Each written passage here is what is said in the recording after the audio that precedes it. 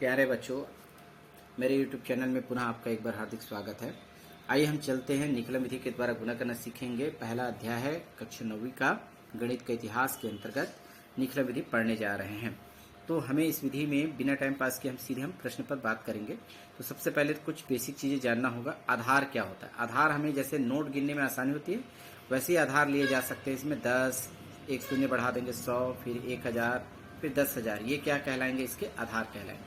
उपाधार का भी इसमें अध्ययन किया जाता है। फिलहाल इस चैप्टर में हमें आधार का ही यूज करना है, इसलिए हम केवल आधार के बारे में आपको बता रहे हैं। तो चलिए हम उदाहरण के द्वारा समझने का प्रयास करते हैं। देखेंगे पहला हमने लिया है 15, एक संख्या दी गई है। तो आप देखेंगे इनमें से किसके नज़दीक है? 10 के नज़दीक है, क्योंकि 100 से बहुत दूर है ये संख्या, तो हम 10 का चयन करेंगे।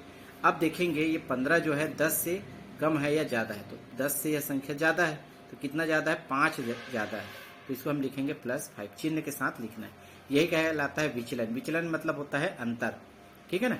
इन दोनों में कितने का डिफरेंट है ये बताता है विचलन। अब देखते हैं 8 किसके नज़दीक है? 10 के अंदर, तो हम आधार का चयन करेंगे 10, ठीक है। तो ये क्या है? 8 जो है 10 से क्या है? छोटी है, तो छोटी है मतलब कम है, यानी माइनस का चयन करेंगे। तो 10 में कितना कम है? 2 कम है, ठीक है। इसी प्रकार से 97, तो हम आधार क्या लेंगे? 100। तो 100 से यह जो संख्या छोटी है, तो क्या लेंगे? माइनस। तो कितना कम है 100 होने में? 3 कम है। इसी प्रकार 998, तो ये जो है इसका आधार क्या लेंगे हम? 1000। तो यहाँ पर लिखेंगे 1000 आधार। तो ये जो है 1000 होने में कितना कम है? 2 कम है, तो ऋण 2 लिखेंगे। अब देखेंगे यहाँ पर 1004, तो इसका आधार हम क्या लेंगे भाई? 1000 लेंगे। तो बताइए 1000 से कम है कि ज़्यादा है? ज़्यादा है, तो ज़्यादा है तो क्या लेंगे? प्लस, और ये कितना ज़्यादा है? 4।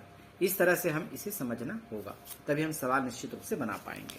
आगे देखते हैं, कुछ टिप्स है, इसे भी समझना होगा, है ना। यदि आपके पास, इसे आप ध्यान रखेंगे, यदि इसमें आधार यदि आप 10 लेते हैं तो दाएं भाग में जो आंसर आएगा वो 1 अंक का होना चाहिए, है ना। जैसे मान लो जाए एग्जाम्पल के तौर पे, मान लो जब 5 आया है तो 1 अंक है ना। यदि आधार आप 100 लेते हैं और दाएं भाग में आपका उत्तर 8 आता है, तो इसमें आपके देख रहे हैं 2 शून्य है, तो दाएं भाग में 2 अंक का होना चाहिए।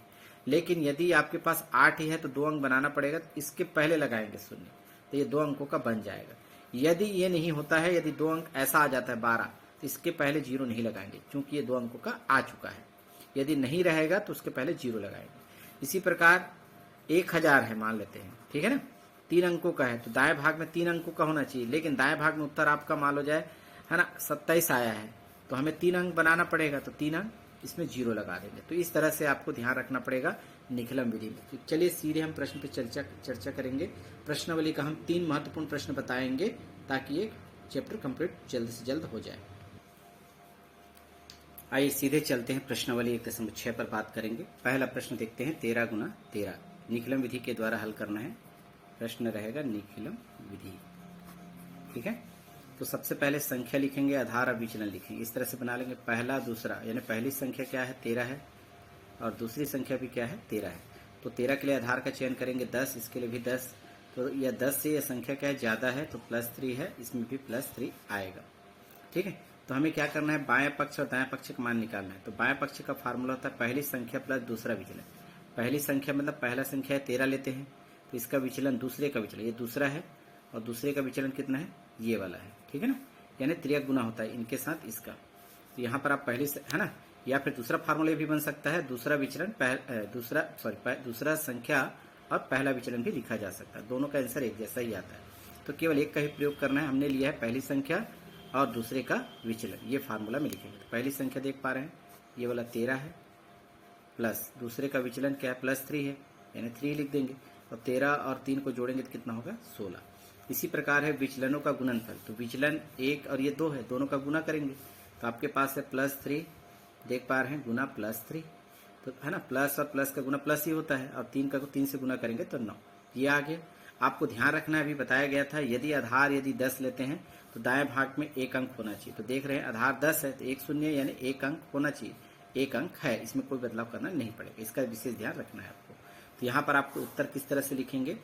13 गुना 13, इसके 2 हिस्से करेंगे, right hand side left hand side का मान रखेंगे। लेफ्ट में कितना है? 16, लेफ्ट में 16 लिखें, राइट में क्या लिखना है? 9।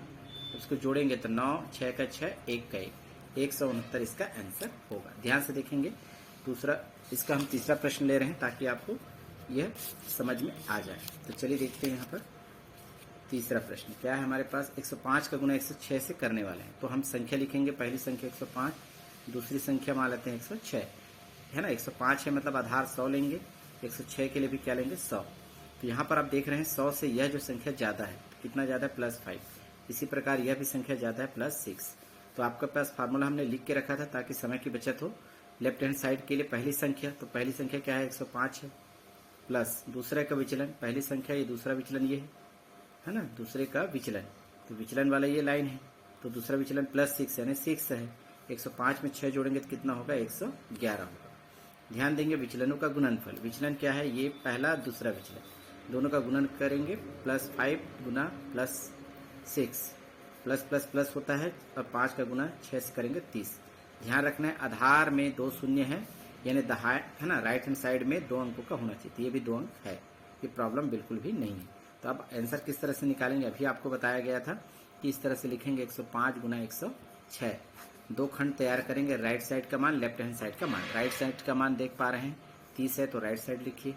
लेफ्ट पर कितना है 111 है, यहाँ पर देख पा रहे हैं है ना। 1 1 1 जोड़ेंगे तो क्या होगा 0 3 1 1 1, तो यहाँ पर उत्तर कितना आ जाएगा आपके पास 11130। ये आपका आंसर होगा। एक प्रश्न देखते हैं कठिन वाला, ताकि यह स्पष्ट रूप से समझ में आ जाए। चलिए देखते हैं प्रश्न नंबर है ना आगे 96 गुना 107, छठवां प्रश्न है ये शायद। तो इसमें यहाँ पर कुछ प्रॉब्लम वाला आएगा, इसमें देखेंगे 96 गुना 107, पहली संख्या 96 लिखे हैं, दूसरी संख्या 107। आधार इसके लिए चयन करेंगे 100, इसके लिए भी 100 चयन करेंगे। 100 से संख्या कम है, तो कम है तो ऋण, कितना कम है 4 कम है। ये क्या 100 से ज़्यादा है, कितना ज़्यादा है 7 ज़्यादा है। अब हमें बाएं पक्ष का मान निकालना है, तो पहली संख्या लेंगे 96, इस तरह से गुना होता है 96 है ना, प्लस का प्लस, दूसरा विचलन, दूसरे का विचलन यहाँ पर कितना है 7 है, तो +7 है यहाँ पर। तो 96 और 7 को जोड़ेंगे इस तरह से, तो 6 7 13 का 3, हासिल 1 9 1 10, यानी 103 आ गया बाएं पक्ष का मान। अब दाएं पक्ष का मान देखेंगे, विचलनों का गुणनफल, ये विचलन -4 इंटू है ना +7। अब देखो यहाँ पर प्लस माइनस क्या होगा माइनस, गुना करेंगे तो 4 गुना 7 करेंगे तो 28। ये किस में आ रहा है माइनस में, क्योंकि इन दोनों का गुना करेंगे तो कभी भी माइनस में नहीं आएगा। तो ये माइनस को हम क्या करेंगे, इसको या करके ऐसा लिख सकते हैं, 28 आया है, ये ऋण चिन्ह के इसके ऊपर लगा देंगे, इसे हम बोलते हैं बार। ठीक है, यानी कि इसको हमको आंसर के रूप में किस तरह से लिखेंगे आगे हम बता रहे हैं, ध्यान से देखेंगे इस प्रश्न को, है ना। तो 96 गुना 107 लिखा जाएगा, बटा बाएं पक्ष का मान हम देख पा रहे हैं 103 है, तो 103 यहाँ लिखिएगा। दाएं पक्ष का मान है 28 और ऊपर में बार लगा है 2 8, इसके ऊपर बार, इसको हम लिखेंगे तो 10328, ये बार के रूप में दिखाई दे रहा है। लेकिन इसमें घटाने का तरीका ये बताया गया, इसको हमको घटाना है, तो कैसे घटाएंगे, इसको बार को 2 अंक है ये, इसमें हम 0 लिख करके घटाएंगे। तो इसको या करके ऐसा लिखना है 103 और 2 में बार लगा है, तो बार की जगह 2 0 लगा देंगे और इसी नंबर को नीचे में घटाएंगे।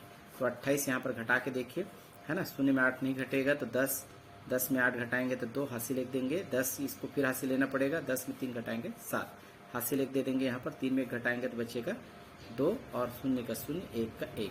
तो इस तरह से 10,272 इसका आंसर आएगा। ध्यान रखेंगे जब भी ये बार लगे तो उतने ही शून्य लगा के उसी संख्या को आपको घटाना होगा, तभी आंसर बनेगा। तो ध्यान रखेंगे आप। नेक्स्ट वीडियो में मिलते हैं, धन्यवाद।